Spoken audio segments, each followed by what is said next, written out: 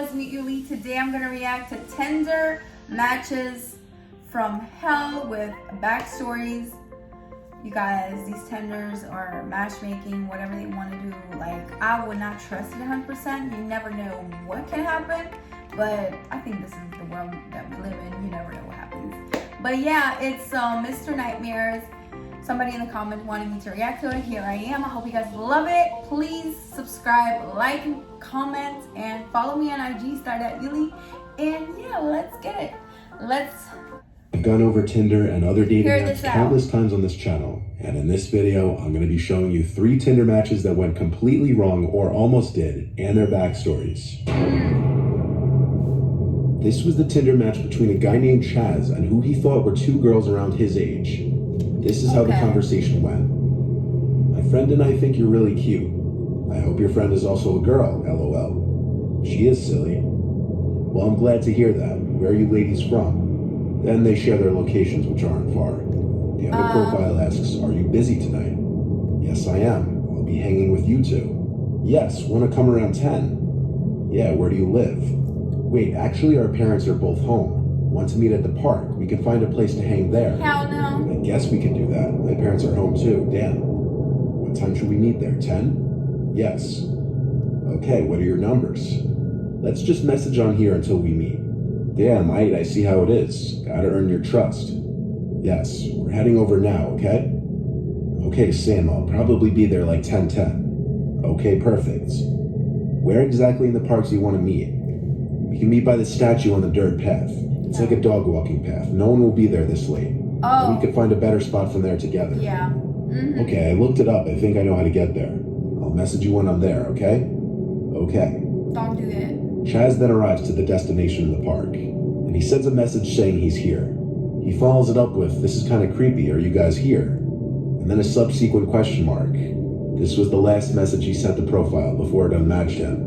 And then he was left alone in the woods in the park on a dirt path completely void of any people. Chaz knew at this point that he had been tricked, but he didn't know just yet if he was just pranked or if he had walked into a trap. But then he started to hear noises in the woods. Like the Do you guys see this place? Are you serious right now? Don't do this for real. Like, nowhere. Like, the woods, darkness. That's death right there. Like, what? No. Twigs and leaves on the ground, indicating he was being watched.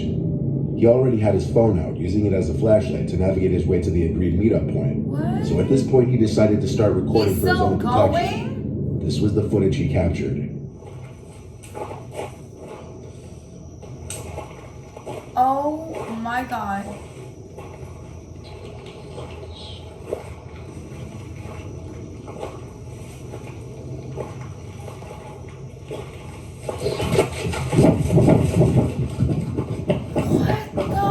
In this footage, you can easily see that as he pointed his light into the woods where he heard another sound, it revealed someone in the woods, who then started to run out from the trees and chase after Chaz. While running, Chaz stopped recording to turn off the flashlight, then ran into the trees to hide. He started recording again when he thought he had lost the person chasing him. Oh my God, my heart. He kept recording the rest of his way out of the park and back to his car to have video evidence of anything in case of a worst case scenario. Luckily, Chaz made it back to his car and home in one piece.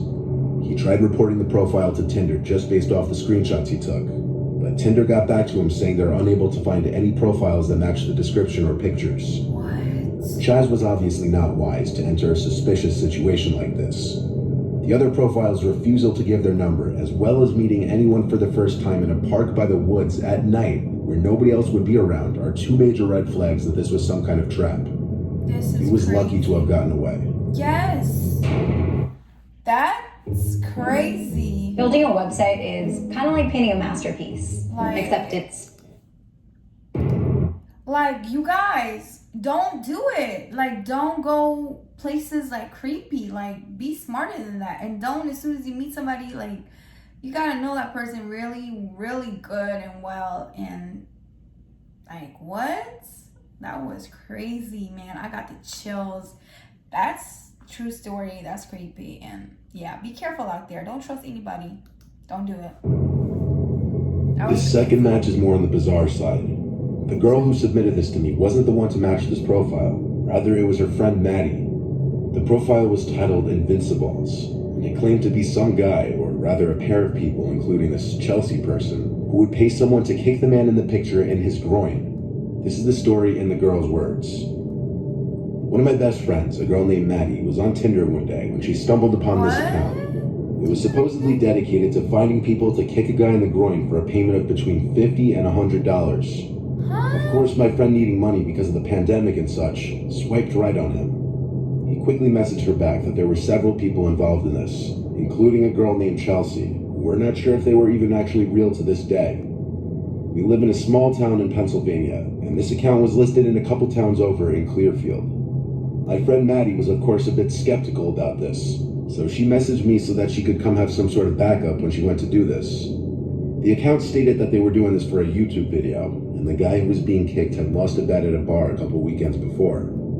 I agreed to accompany my friend because I also was a bit skeptical, but I had enough confidence that I could protect her if things happened to go south. The next day, after my friend agreed to meet with the people, we set off towards Clearfield. The address the account gave us led to a random hotel in Clearfield, which already sort of creeped us out. The whole setting seemed off, and I'd better include that my friend Maddie had never mentioned that she'd be bringing anyone with her.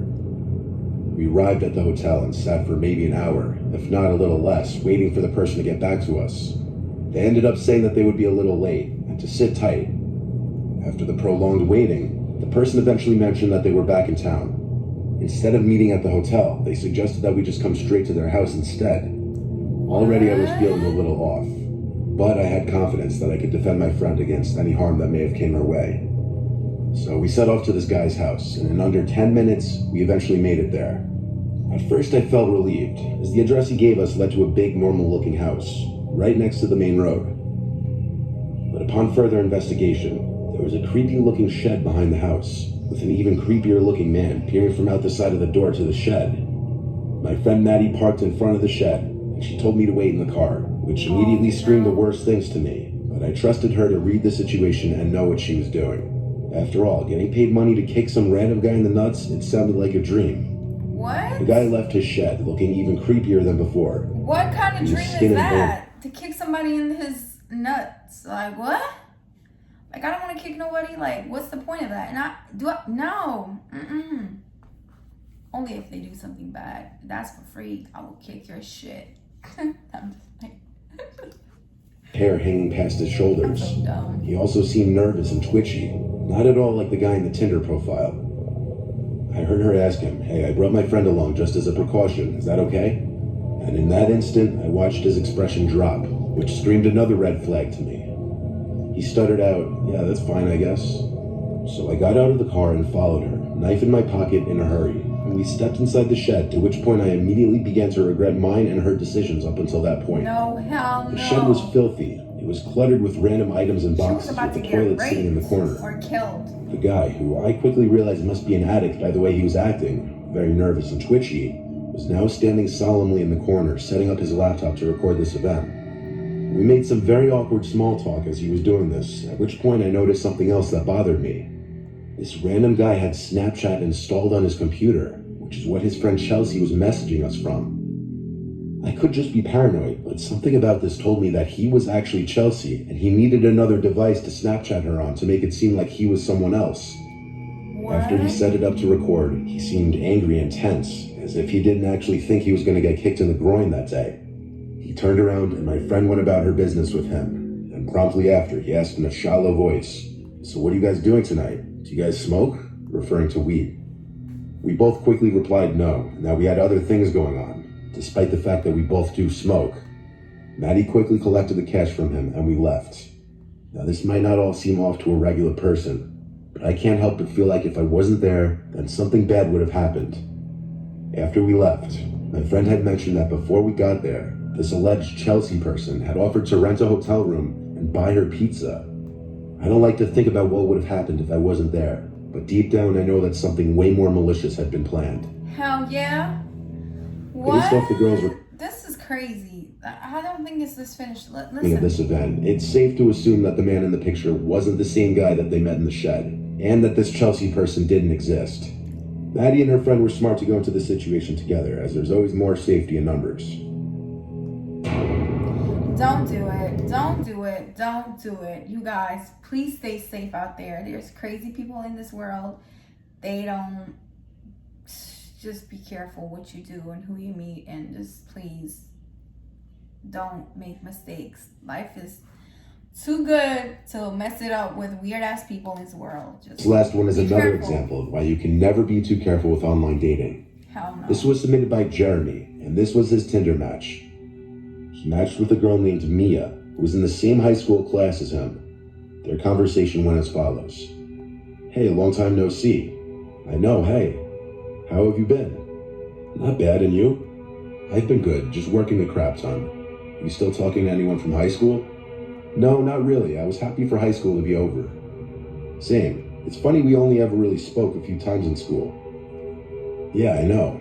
Maybe we should make up for lost time. Maybe we should. Do you have a snap? From here, Jeremy gives Mia his snap, and they continue the conversation there. Jeremy didn't take any screenshots from the snap conversation, but basically from there, they continued to talk about life after high school. Then they escalated to talking about linking up somewhere and chatting in person. They agreed to meet in a nearby parking lot behind a strip mall where nobody goes at night. Jeremy was ready to go basically right away, not needing much time to get ready. Mia, on the other hand, said she wouldn't be able to get there for another hour and a half at least. She claimed she was with friends and couldn't just ditch them, so they set up a meetup time for 12 behind the strip mall. It took Jeremy only 5 minutes to get there, as the lot is in the same town that the two live. He sat there in his car waiting for her for about 20 minutes, receiving apologies for being late every few minutes on Snapchat. Eventually, headlights appeared from around the corner and approached slowly, then stopped not too far from Jeremy's car. Mia snapped him a picture of his car, saying, I think I see you. So Jeremy stepped out from his car. He then realized the car looked to be a small Honda or Hyundai, when in reality, the car that was posted all over Mia's Instagram was a Jeep Cherokee. Immediately, Jeremy went back into his car and went to DM Mia on Instagram. Meanwhile, the car outside was honking at Jeremy. He opened Snap and messaged her, hey, step out from your car and let me see you for a second. They opened it, took half a minute to reply, then said, I don't want to, it's so cold out, what's wrong? At this point, Jeremy knew something was off, so he got in his car and started driving home. But the car was following him, honking the horn. Jeremy decided to get on the highway, at which point the car behind him tailed off and disappeared. Wow. Jeremy pulled to the side of the road to block the Snapchat account, but they had already beaten him to it. He went home, and by then he had gotten a DM back from the actual Mia. This is how their conversation went. Jeremy opened with this. Hey, this may sound really, really weird, but did I match you on Tinder? She says, hi, no, why? Jesus, long story. I matched someone catfishing as you, and we talked for a while about high school. I really thought it was you. I met up with the person running the account in a parking lot, but it was some random car, not your Jeep, so I drove away. Then he sent screenshots of the conversation. This is another familiar lesson to be more cautious about who you're meeting online. True. So always make sure you have proof that the person you're planning on meeting is actually who they say they are. That's crazy, yo, guys. Be careful. This video is done. These stories are like true story. They're creepy, and it's real life. This is what happened. People, they don't have nothing else to do.